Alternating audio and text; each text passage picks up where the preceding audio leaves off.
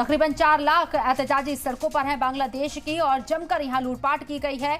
तस्वीरें आप देख रहे हैं। इन्हें रोकना इस वक्त बांग्लादेश की आर्मी के सामने एक बड़ा चैलेंज है और किस तरीके से पीस को बहाल किया जाएगा ये भी देखना होगा। अंतरिम सरकार बनाने की बात जरूर की गई है और कोशिशें भी तेज हो गई हैं, लेकिन क्या वो अंतरिम सरकार सेकुलर रहेगी ये भी देखना होगा, क्योंकि जो पार्टी बीएनपी इस वक्त सबसे मजबूत दावेदार मानी जा रही है वो राइट विंग पार्टी है और इसके साथ ही अवामी लीग को इस मीटिंग में इन्वाइट भी नहीं किया गया है। बांग्लादेश का मुस्तकबिल फ्यूचर नजर आ रहा है।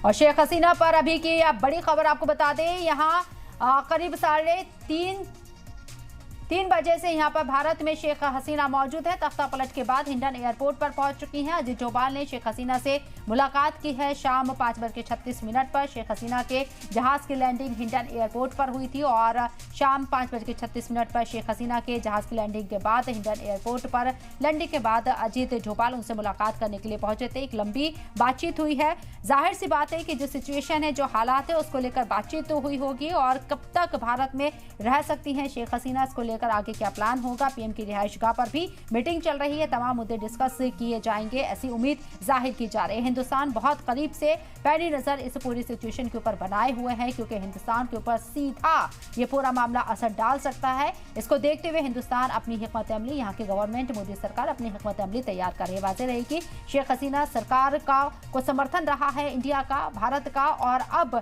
शेख हसीना भारत की शरण में है तो जिम्मेदारी भी है, क्योंकि उन्होंने भारत को ही चुना। सबसे पहले वो अगरतला त्रिपुरा पहुंची, उनका हेलीकॉप्टर यहीं लैंड हुआ। उसके बाद अब गाजियाबाद के हिंडन एयरबेस पर वो मौजूद है। शेख हसीना क्या हिंदुस्तान में ही रहने वाली हैं कुछ वक्त के लिए या फिर उन्हें दूसरे मुल्क भेजा जाएगा? खबरें यहां तक हैं कि शेख हसीना लंदन जा सकती हैं। हालांकि ब्रिटेन के अंदर जो अभी तशद्दुद भड़का हुआ है, इसे देखते हुए इसकी गुंजाइश कम नजर आती है। फिनलैंड जा सकती है, इसकी उम्मीद जाहिर की जा रही है, लेकिन अभी कोई आधिकारिक जानकारी, ऑफिशियल इंफॉर्मेशन सामने नहीं आई है। बांग्लादेश से अभी की ये सबसे बड़ी खबर, ढाका एयरपोर्ट को सील कर दिया गया है। ढाका एयरपोर्ट पर एयर सर्विस रोक दी गई है।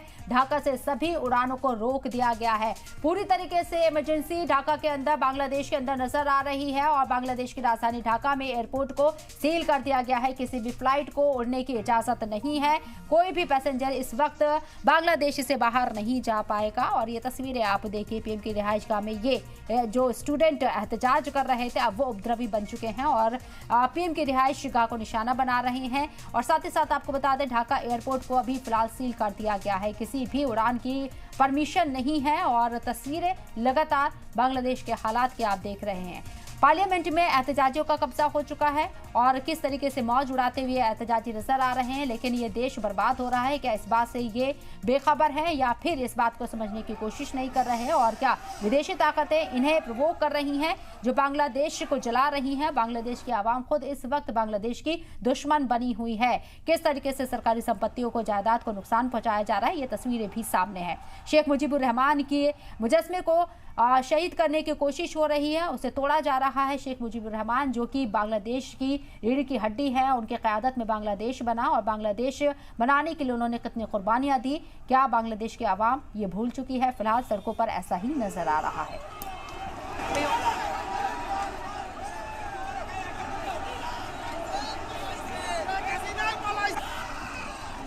ढाका एयरपोर्ट को सील कर दिया गया है। साथ ही साथ एयर इंडिया की तरफ से भी ढाका के लिए फिलहाल उड़ानों पर रोक लगा दी गई है। तो इस एहतजाज में सिर्फ मर्द हजरात ही नहीं है, खवातीन भी इस एहतजाज में नजर आ रही हैं और ये स्टूडेंट नजर आ रही हैं शक्ल से, लेकिन इस एहतजाज में खवातीन भी शामिल हैं।